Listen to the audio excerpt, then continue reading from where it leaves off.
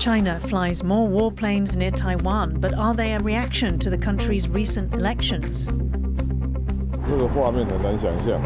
With less than 2 weeks before Taiwan's new legislature convenes, questions remain over who is going to be the new speaker. Taiwan is trying to lure back tourists after the COVID-19 pandemic, but geopolitical complications are making that tough. Plus, a groundbreaking film that explored homosexuality 4 decades ago is being remastered.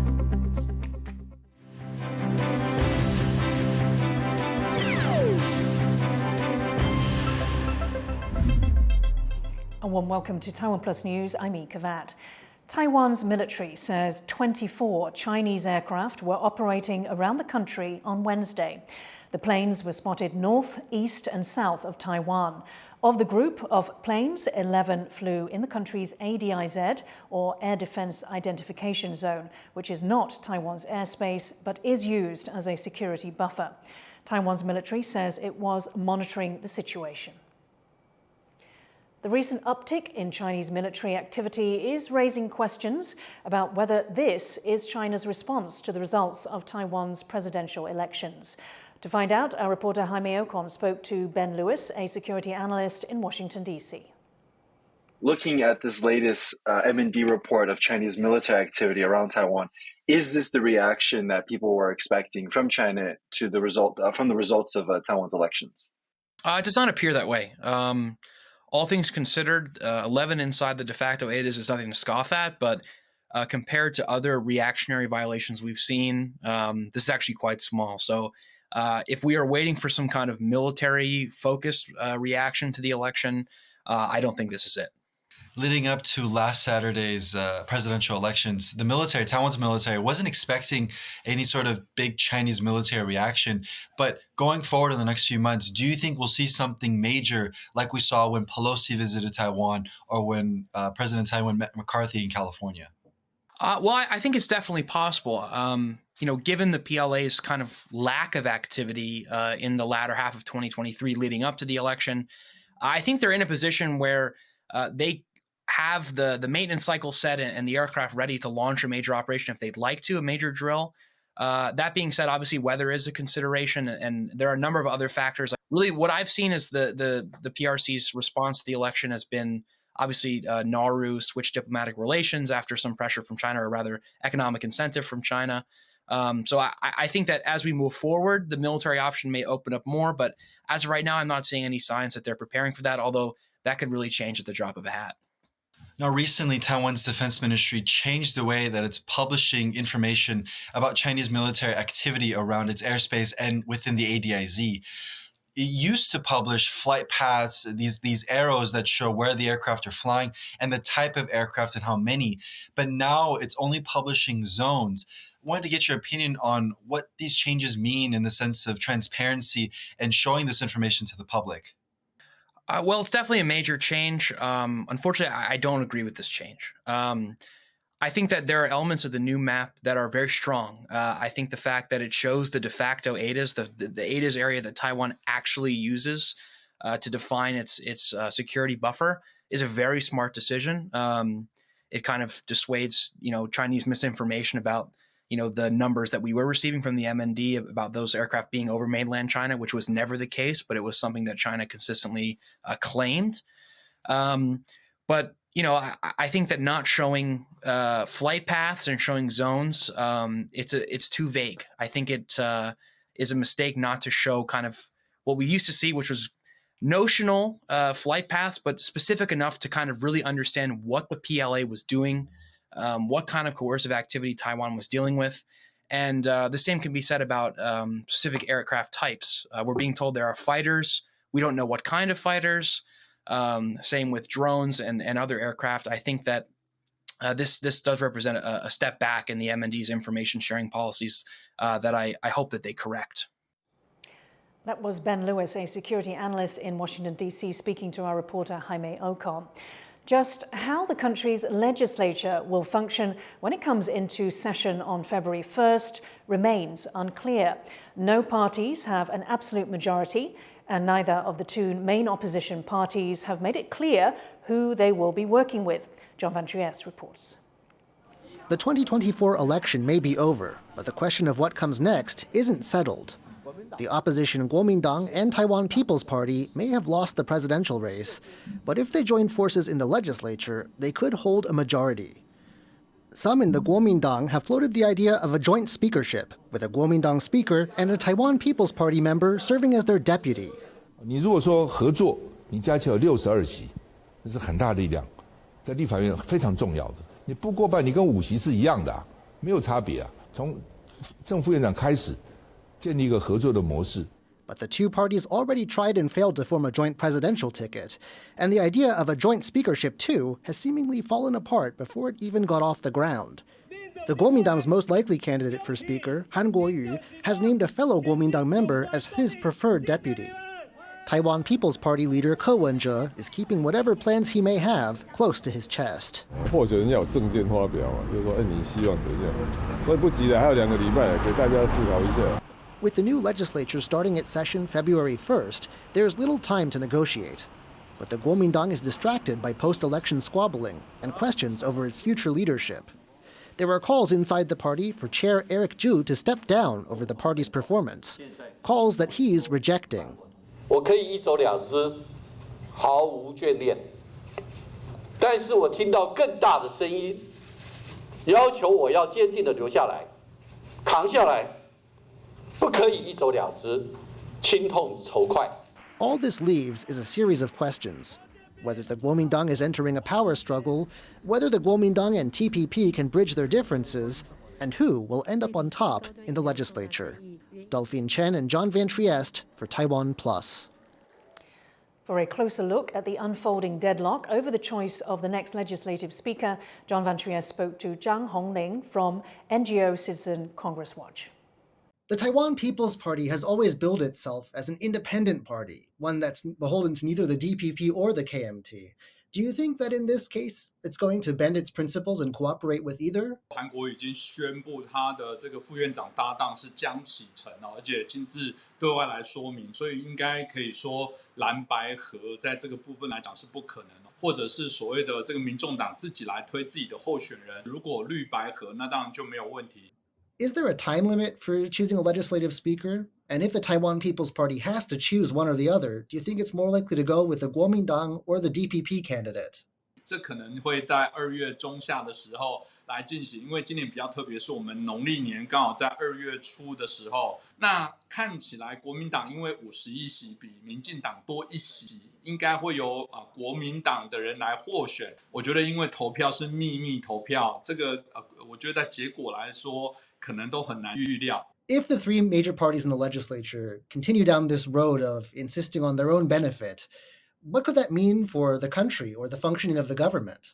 不管是预算的通过、法规的通过，甚至是所谓的独立机关的人事同意权的一些通过，所以立法院当然我们认为非常的重要。不过我觉得从另外一个角度来说，民主本来就不是谈效率哦，其实民主在谈的还是这些过程当中的公平正义的这些程序。过去也许过半的政党会稍微觉得会减少。 跟社会大众来沟通，我认为这个也许也是另外一个机会，是逼迫任何的政党，他提出了这些诉求，必须要对外来清楚论述，想办法要获得舆论的支持。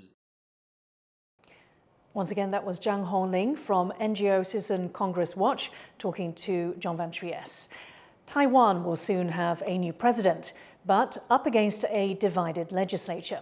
He may have trouble pushing through his party's controversial nuclear power plan. Sally Jensen has more. Taiwan will soon have a new leader, but among his first battles will be an old one: what to do about nuclear power on the island. President-elect Lai Ching-te of the Democratic Progressive Party, or DPP, is firmly anti-nuclear, and his party, which has been in power for the last 8 years, advocates for a nuclear-free homeland by 2025. But the opposition Kuomintang and Taiwan People's Party are pro-nuclear energy, and now these parties together hold a slight majority in the country's legislature, meaning the use of nuclear power may continue longer than the DPP had planned. 国会做出什么样的决定，台电是公营事业，台电会 follow 政府跟国会的决定。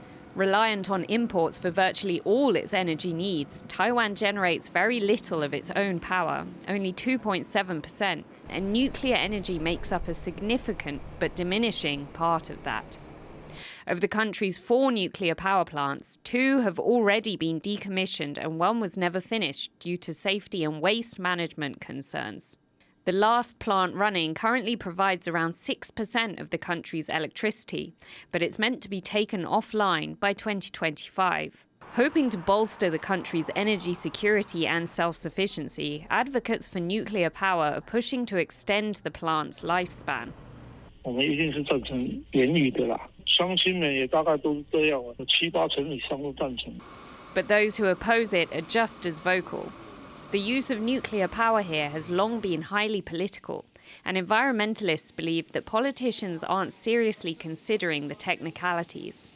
I don't really feel like we're having a substantive debate on, clean energy in Taiwan around nuclear. It feels like a wedge issue that the political parties are using to galvanize support, but it's not really like an academic discussion of, is this the right pathway for Taiwan? Ultimately, the future of nuclear power in Taiwan will depend on whether the opposition parties can cooperate in the legislature. Only then might they be able to overturn the new president's vision for a no-nuclear homeland.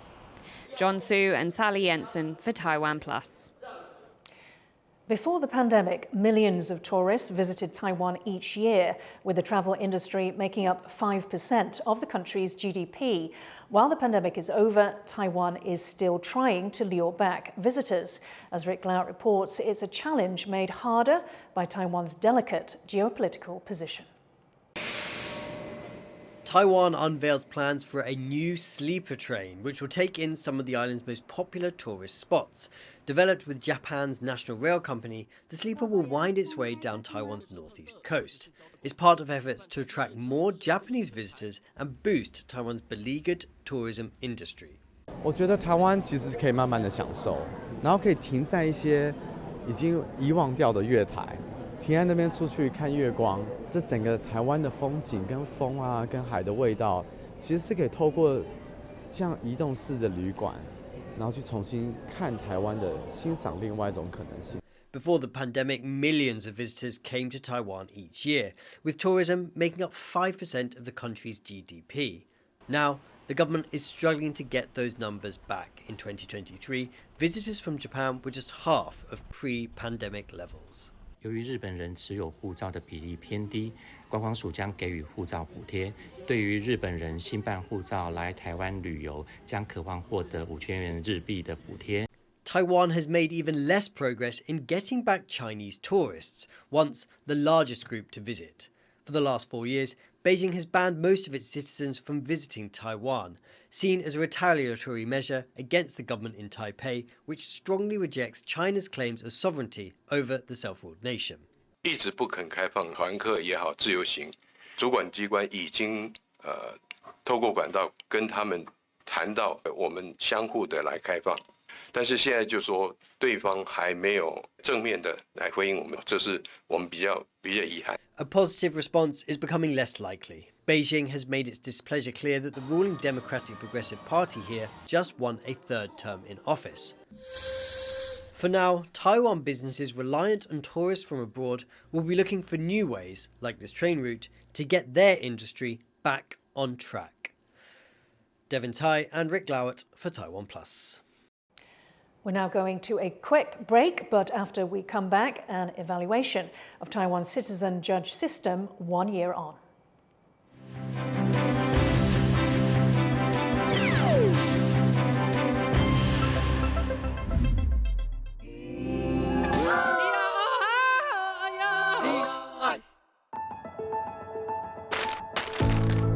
In the face of adversity,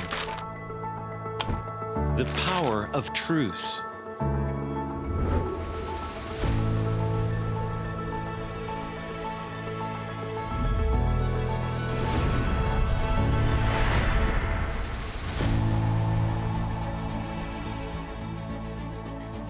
A roadmap for a just and open world. Charted by the freest country in Asia. 5, 4, 3, 2. A warm welcome to TaiwanPlus News. I'm Min Kavat. Taiwanese semiconductor giant TSMC. Public buses to be electric by 2030. A mission that begins with listening.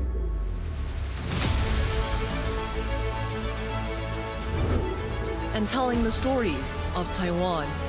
In Taipei for TaiwanPlus. Drawing insight from original thinkers. And sharing it with the world.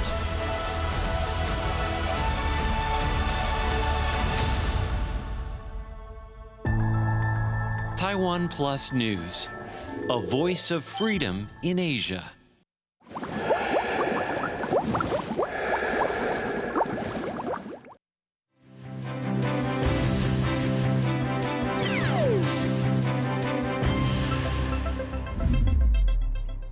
Welcome back. You're watching TaiwanPlus News. Taiwan's judicial authorities say it's still unclear whether citizen judges give more severe or lenient sentences. Citizen judges have sat on more than 100 cases since Taiwan launched the system a year ago, but not enough of those cases have closed for trends to emerge. The system allows 6 members of the public to rule on some cases and decide sentencing alongside 3 professional judges, but their deliberations are confidential. And some lawyers believe professional judges still have an outsized effect. For more, Louise Watt spoke to Professor Guin from National Yangming Jiao Tong University's School of Law, who was involved in drawing up the Citizen Judge Act. How successful has the citizen judge system been in its first year? So I think after first year, it's been running better than I expected, I would say. At least a lot of trials have already completed without any major issues. And the judges seems to be capable of presiding over those kind of cases. What have been the main challenges or problems with the citizen judge system? In the past, the judge was a lot more active, and now they're required by law not to get involved too much. For the prosecutor side, we see less issues because the prosecutor side is managed by the Ministry of Justice, and they have the resources to support prosecutors in individual cases. But that's not the case for defense attorneys. The defense attorneys in Taiwan usually are solo practice. For example, in the past, the defense attorney can request the court to summon a witness to court. Now, lawyers have to do witness preparation. They are required to interview the witness and figure out the best way to present his or her testimony. And the lawyers in Taiwan are not trained for this kind of work. Another obvious example is that in the past, lawyers are persuading another legal professional, which is the judge. But now lawyers are required to persuade lay people. So it is important for lawyers to make things simple for people to understand. And I don't think Taiwanese lawyers are prepared for that or trained for that. That was Jin Menghua, a professor at National Yangming Jiao Tong University School of Law, speaking to Louise Watt. TSMC is reporting flat fourth quarter earnings for 2023. In its latest quarterly earnings report, the chipmaker posted almost $20 billion in revenue, down 1.5% from the 2022 Q4 figure, but better than market expectations.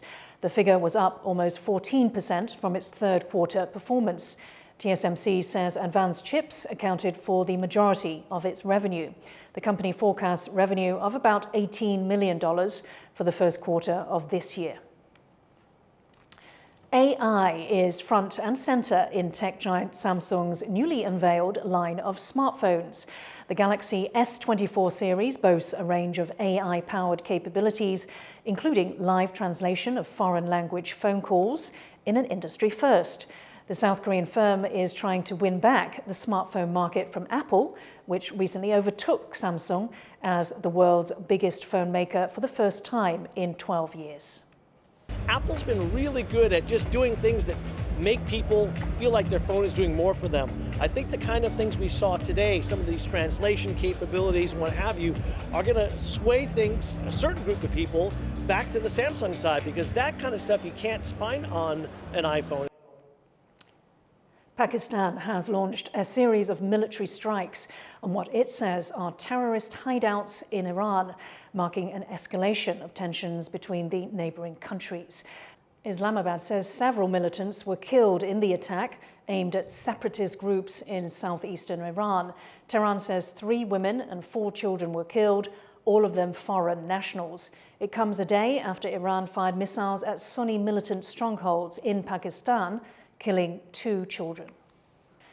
Papua New Guinea says it will help businesses impacted by an outbreak of riots and looting in the capital last week. We have come to a common resolve that we will help firstly the city rebuild to a safer, better city for all of us. Secondly, we have resolved that there will be an assistance package for those business community who suffered losses. The package is expected to be worth about $80 million, but it will be decided by the cabinet next week. It comes after a police and public sector pay cut protest descended into looting and rioting. 20 people were killed in the violence. Officials blamed the pay cut on an administrative glitch. A bear abandoned at a Ukraine zoo has found a new home in Scotland. Eric Gow has his story. Getting a first whiff of his new home. This is Jean-Pierre, a 12-year-old Asiatic black bear. He was rescued from a private zoo in Ukraine after Russia invaded the country. He's now settling into his new home at Five Sisters Zoo on the outskirts of the Scottish capital, Edinburgh. We weren't entirely sure if he'd be kind of experiencing something similar to like the PTSD, but he does seem to be, from what I saw anyway, when he arrived, he seems to be quite confident, or a little bit more confident than we maybe initially expected. And he seems to be kind of taking like a duck to water up there. He's doing really, really well, which is a really positive thing for us to see. Jean-Pierre is named after the town he was found in. Ukrainian troops discovered him there in late 2022, one of the last animals still alive in the menagerie. He was extremely malnourished and spent the last year recovering in facilities in Poland and Belgium, where he got back to a healthy weight. When we first took in Jean-Pierre, was still a little bit shy, but not too extreme, because he was already taken in by our colleagues from Poland, where he could calm down a little bit. So, to be honest, the bear we took in was already quite calm, easy to work with, so that was a very big advantage. Jean-Pierre recently made the trip from his recovery center to his new forever home in Scotland. Five Sisters Zoo specializes in taking in abandoned animals like him. So we've been involved in quite a lot of rescue work in the past. So we've provided permanent homes for European brown bears that have been rescued, for lions that have been rescued as well. But Yampel is the first rescue animal from a war zone that we've worked with. From war-torn Ukraine to the lowlands of Scotland, it's a whole new life for this ursine refugee. Leon Lien and Eric Gao for TaiwanPlus. The first film to explore homosexuality in Taiwan, Crystal Boys, is going to be digitally remastered in celebration of its 40th anniversary. Yu Jing Huang has more.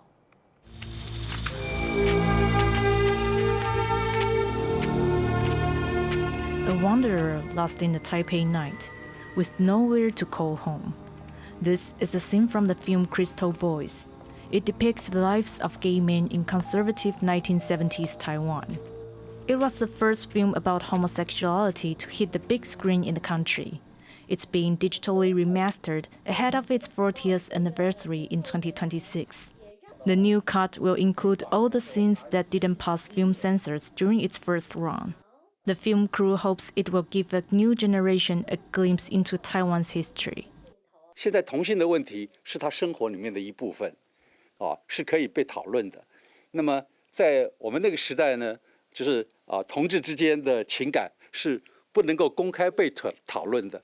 所以相对的在情感的表述上面来讲，可能就有很大的差别。The author of the novel on which the film is based announced the start of the digital remastering project. Bai Xianyong is a pioneering writer on homosexuality in Taiwan. Published in 1983, the Crystal Boys novel has also been adapted for TV and the stage. Bai believes that art has helped gay rights progress in Taiwan, and that this trend is likely to continue elsewhere. 人生而平等的，这个是几个世纪以来人类最追求的理想现在来看，我想这个已经30多个国家已经承认同婚了。我想这个大趋势，会一直会下去。The Taiwan Film and Audiovisual Institute said it expects to finish remastering Crystal Boys by October, just in time for this year's Pride celebration in Taiwan. Kama Shi and Yujin Huang for TaiwanPlus. Thank you for watching Taiwan Plus News. You can visit the Taiwan Plus website or follow our social media for more stories from Taiwan and around the world.